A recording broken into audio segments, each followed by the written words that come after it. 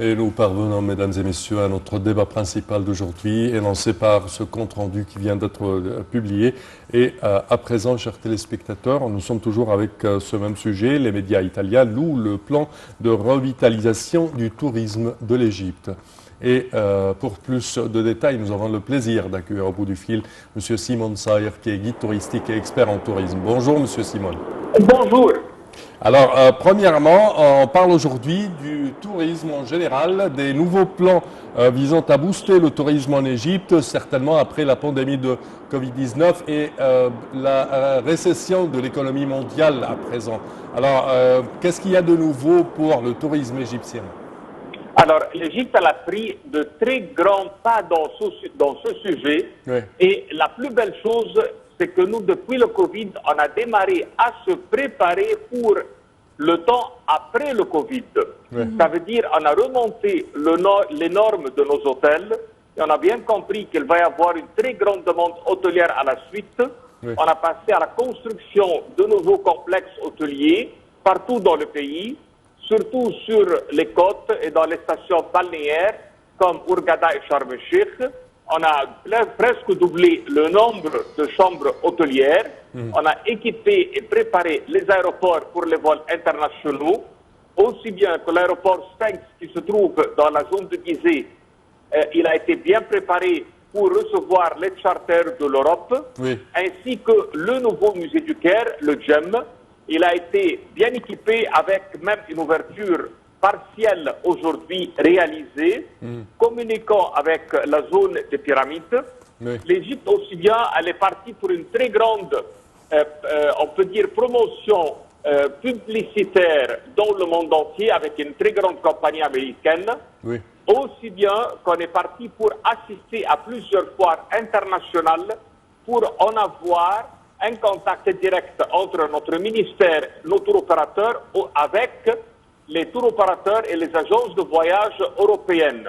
Oui, je peux également parler des expositions internationales telles que celle de Ramsès et l'or des pyramides qui se tient actuellement à Paris, et également un autre musée que je voulais ajouter également, le musée de la civilisation égyptienne qui vient d'être ouvert depuis à peu près 2 ans.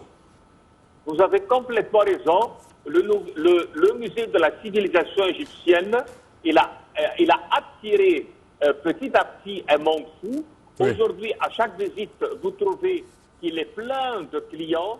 Oui. Et la plus belle chose dans sa clientèle, c'est que c'est une clientèle individuelle et non pas des groupes touristiques. Oui. Ça veut dire que les gens ont de la confiance à venir tout seuls dans le pays, faire un séjour dans les hôtels, se promener à pied, prendre les moyens de transport ordinaires, visiter nos musées en pleine tranquillité, que les explications de vol et pièces est bien claires, que la visite est agréable. Surtout qu'aujourd'hui, on a réussi à le communiquer avec le lac Ain el-Sira, aussi bien le quartier du Vieux-Caire, Oui. qui a été complètement renouvelé. Et aujourd'hui, on fait un très grand projet dans la zone d'El Fostat elle-même, la partie ancienne, les quartiers qui sont autour où il y a les ateliers de la poterie. L'État, il a fait un travail fabuleux pour qu'il y ait des ateliers modernes avec les gens des lieux même pour nous faire un travail comme à l'ancienne. Et certainement le Vieux-Caire avec les églises du Vieux-Caire. Exactement, l'église suspendue aujourd'hui à l'accueil.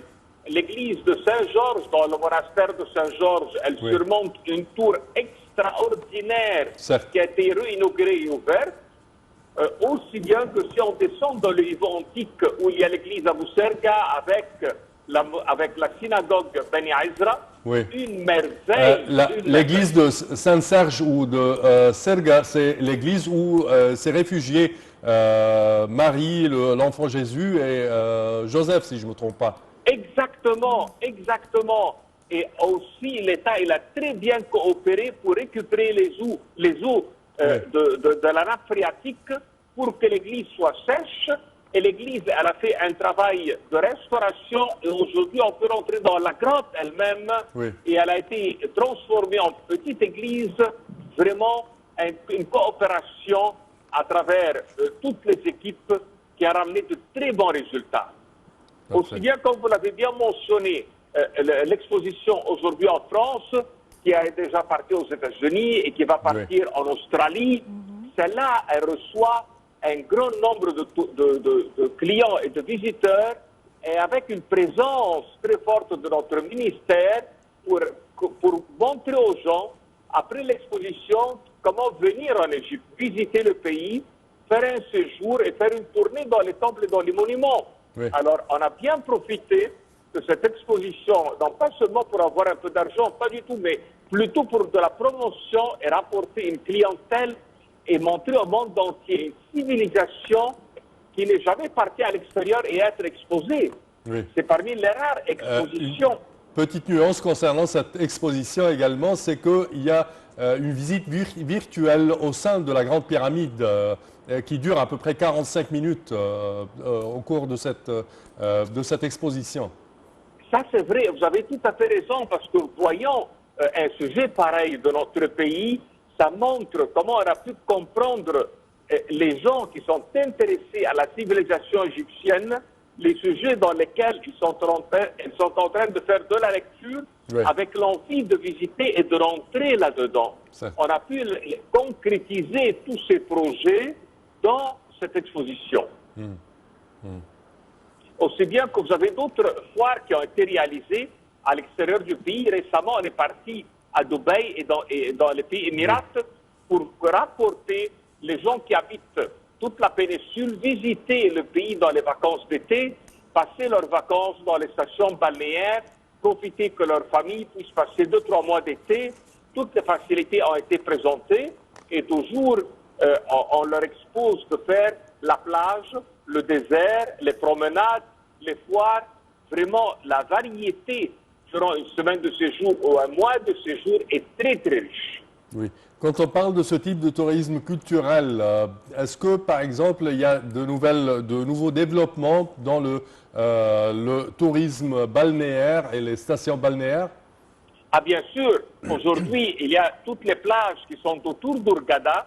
Oui. On est en train de faire des extensions avec des complexes hôteliers. On est en train d'améliorer la partie où il y a Marsa Alam pour la plongée. Oui. Aussi bien qu'on a préparé les autoroutes vers ces zones d'une façon que les voyages en bus soient plus confortables et moins de temps pour la traversée entre les villes.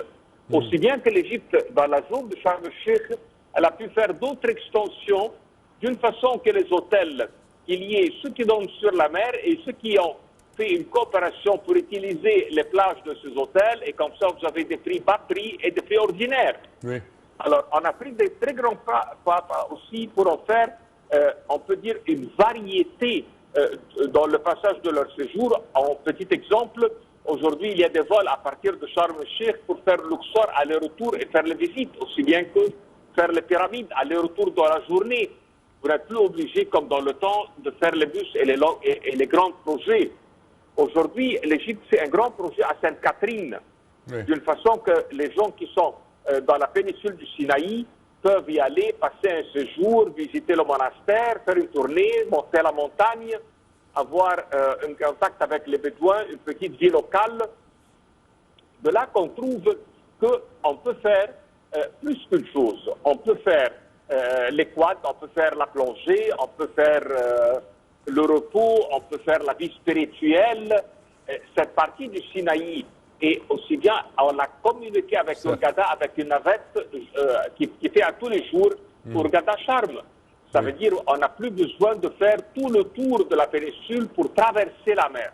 Pas du tout. Aujourd'hui, la facilité y existe et l'Égypte, plus en plus, elle a une clientèle. Et la dernière forte clientèle qui arrive dans cette zone, les Italiens. Oui. Les Italiens aujourd'hui ont beaucoup plus de réservations qu'avant. Ils ont pu remplacer le manque de la clientèle russe-ukrainienne due à la guerre qui se trouve dans leur zone. Oui. Plutôt maintenant, on a les charters qui viennent d'Italie, de toutes les villes italiennes. Et l'Égypte a fait une très forte présence dans la dernière fois en Italie. Et on a fait beaucoup de contrats entre nos tours opérateurs et les leurs, nos hôtels et leurs tours opérateurs. Et le nombre qui va venir l'année prochaine, on s'attend, et la saison prochaine, on s'attend à une augmentation 50%. Sur cette note positive, malheureusement, notre temps arrive à bout. Monsieur Simon Sayer, nous tenons à vous remercier énormément de vos explications. Merci à vous. Je répète que vous êtes guide touristique et expert en tourisme. Merci à vous. Chers téléspectateurs, malheureusement, notre temps arrive à bout. Au terme de cette édition, je tiens à vous remercier d'avoir été des nôtres, de la part de toute notre équipe. Et également, je tiens à remercier ma collègue Yara. Merci Sem, merci mesdames et messieurs, merci à toute l'équipe de ce matin et à la prochaine.